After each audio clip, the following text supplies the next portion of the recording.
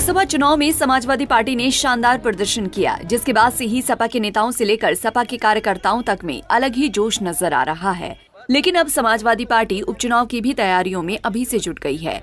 लगातार पार्टी के नेता उपचुनाव की तैयारियों में जुटे हैं। प्लान भी बनाए जा रहे हैं ताकि यूपी के उपचुनाव पर समाजवादी पार्टी अपना परचम लहरा सके। लेकिन इसी बीच सवाल उठता है कि अब आखिर इन नेताओं का क्या होगा जिन्होंने राज्यसभा चुनाव के दौरान पार्टी के खिलाफ बगावत की थी। इसी बीच खबर तो ये भी है कि उत्तर प्रदेश के पूर्व मुख्यमंत्री और समाजवादी पार्टी के नेता अखिलेश यादव ने अपने बागी विधायकों को लेकर अपना स्टैंड बदल दिया है। इन विधायकों की गलती थी कि राज्यसभा के चुनाव के दौरान क्रॉस वोटिंग की थी, जहां कुछ विधायकों ने भारतीय जनता पार्टी के पक्ष में वोट किया था तो कुछ मतदान करने ही नहीं पहुंचे थे। ऐसे में राज्यसभा के चुनाव में समाजवादी पार्टी के उम्मीदवार को हार का सामना करना पड़ा और बीजेपी के प्रत्याशी संजय सेठ चुनाव जीत गए।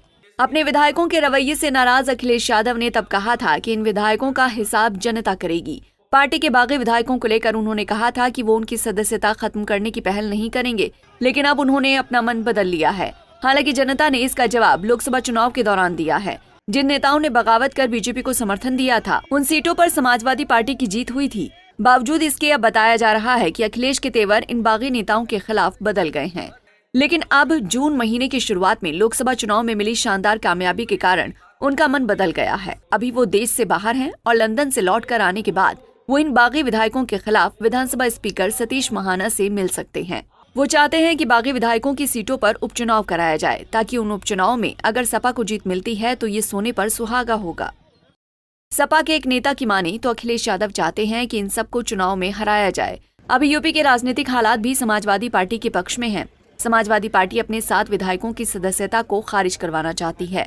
यही वजह है कि विधानसभा के स्पीकर के सामने जल्दी ही याचिका दाखिल होने वाली है। अगर इन विधायकों की विधायकी गई तो इन सीटों पर उपचुनाव कराना होगा, जिससे कहीं न कहीं सपा को फायदा हो सकता है। बताया जा रहा है कि समाजवादी पार्टी ने राज्यसभा चुनाव के दौरान बीजेपी को वोट देने वाले और लोकसभा चुनाव में बीजेपी के मंच पर मौजूद रहे और बीजेपी का प्रचार करने वाले अपने विधायकों के बाकायदा वीडियो और ऑडियो समेत सभी तरह के सबूत जुटाए हैं।